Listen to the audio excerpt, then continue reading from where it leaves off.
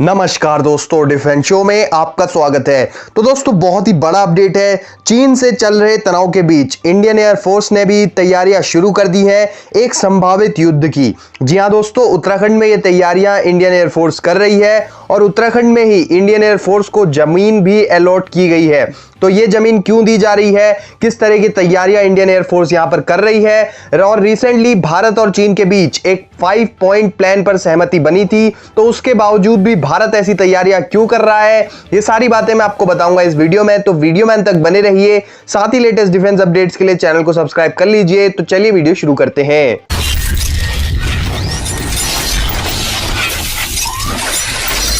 तो दोस्तों, बात करें उत्तराखंड की, तो उत्तराखंड की सीमाएं चीन के साथ लगती हैं और ये सीमाएं 350 किलोमीटर लंबी हैं। तो ऐसे में उत्तराखंड एक महत्वपूर्ण राज्य हो जाता है ऐसी स्थिति में जब लगातार चीन गुस्ताखियां करता जा रहा है। तो चीन के साथ इसी तनाव को देखते हुए अब उत्तराखंड में एयरफोर्स भी सक्रिय हो गई है। चीनी सीमा से सटे इस राज्य में एयरफोर्स की गतिविधियों के संचालन के मद्देनजर एयर डिफेंस रडार्स और एडवांस लैंडिंग ग्राउंड्स की स्थापना के लिए उत्तराखंड सरकार भूमि उपलब्ध कराएगी।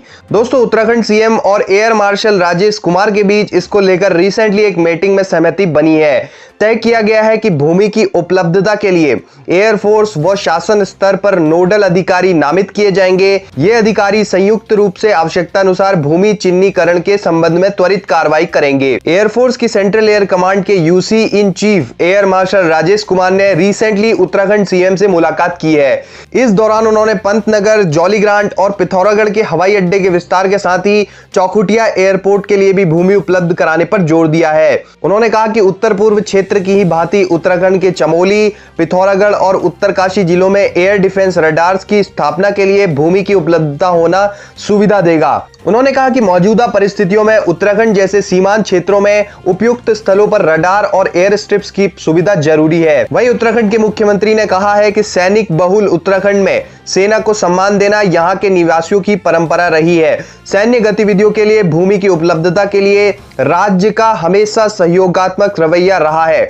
उन्होंने कहा कि पंतनगर एयरपोर्ट को ग्रीनफील्ड एयरपोर्ट और जौलीग्रांट एयरपोर्ट को अंतर्राष्ट्रीय स्तर पर सुविधाओं से युक्त बनाया जा रहा है। चौखुटिया में एयरपोर्ट के निर्माण के लिए सैन्य अधिकारियों ने एक स्थल को उपयुक्त बताया है। दोस्तों, राज्य में एयरफोर्स की गतिविधियों के संचालन के लिए भूमि की व्यवस्था को प्राथमिकता के आधार पर सुनिश्चित किया जाएगा। दोस्तों, अल्मोड़ा डिस्ट्रिक्ट के भैसोली गांव में एयर डिफेंस रडार की स्थापना को भूमि चिन्हित भी कर ली गई है। अन्य स्थानों पर भी कार्यवाही तत्परता से की जाएगी। दोस्तों, कुल मिलाकर 3 एयर डिफेंस रडार्स उत्तराखंड के जिलों में लगने हैं, जैसा कि अभी प्लान्स है। इसके बाद इनकी संख्या और भी बढ़ाई जा सकती है, क्योंकि ये 3 सिस्टम सिर्फ उन जगहों पर लगाए जा रहे हैं जो कि सबसे ज्यादा इसके लिए फिट बैठती हैं और रडार की ऑपरेटिंग के लिए आसानी देती है। इससे पहले आपको बता दूं कि उत्तराखंड सरकार ने सेंट्रल गवर्नमेंट को उत्तराखंड में 3 एयर स्ट्रिप्स बनाने के लिए भी रिक्वेस्ट करी थी करीब 1 महीना पहले।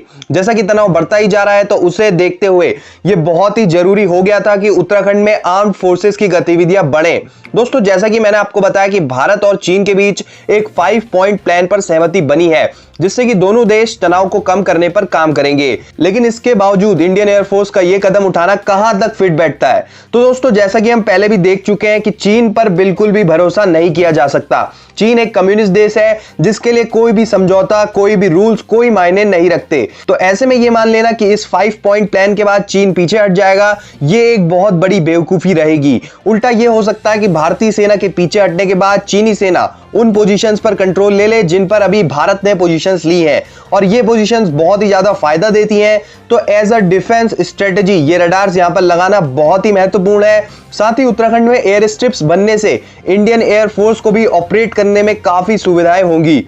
एक बहुत अच्छा मूव लिया गया है। हालांकि एयर डिफेंस रडार तो तत्काल ही सेटअप कर लिए जाएंगे, लेकिन एयर स्ट्रिप्स बनने में थोड़ा समय लगेगा और उस पर भी सहमति बनना अभी बाकी है। लेकिन फिलहाल जो एयरपोर्ट्स हैं उनके विस्तार पर काम किया जाएगा।